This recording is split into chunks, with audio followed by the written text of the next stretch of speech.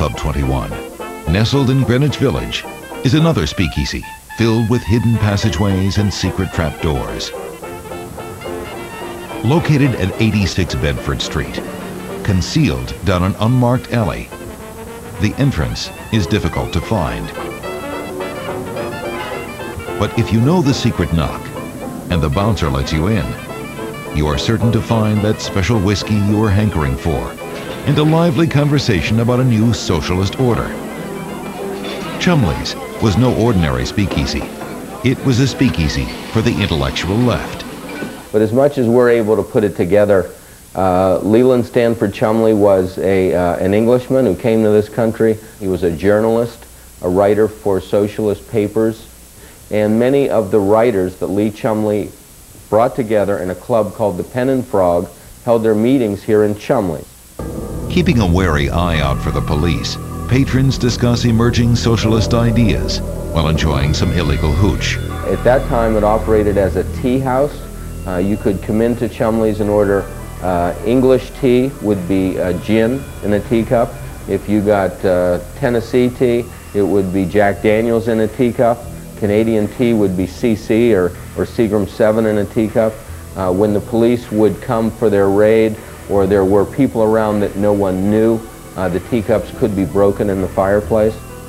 As the liquor flowed more freely and the ideas became more revolutionary, Chumley's devised creative ways for liquor and people to suddenly vanish. We can get this thing rolling and organized. Ostensibly, people were in this illegal environment consuming liquor, and the police would raid them for that. They were actually using one illegal activity to cover another, which is upstairs. They were often plotting the sedition of the government.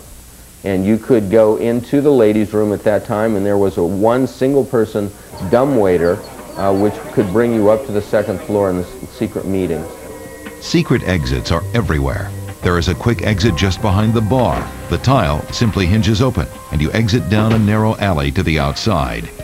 A little farther along the back wall stands a bookcase. The bookcase when we got here has actually been slightly enlarged.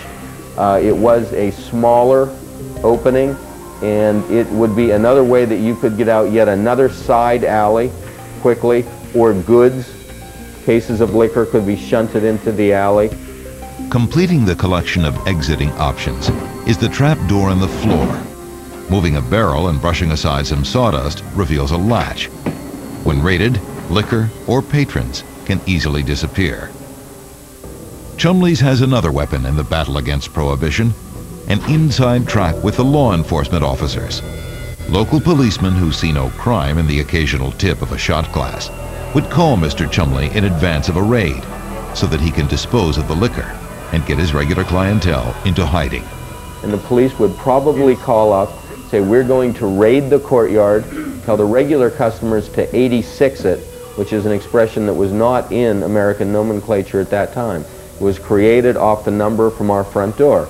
And the regular patrons would 86 it, get up the stairway and out, and a few out-of-towners would be rounded up. They'd be arrested, fined, and let go within an hour. And this speakeasy, Chumley's, like any other, would be back in business by nightfall. Given the political sentiment against drinking, it's essential to have a number of secret passages where you can stash your liquor or conveniently vanish if federal agents pay a visit. These dark, hidden places, protected from the prying eye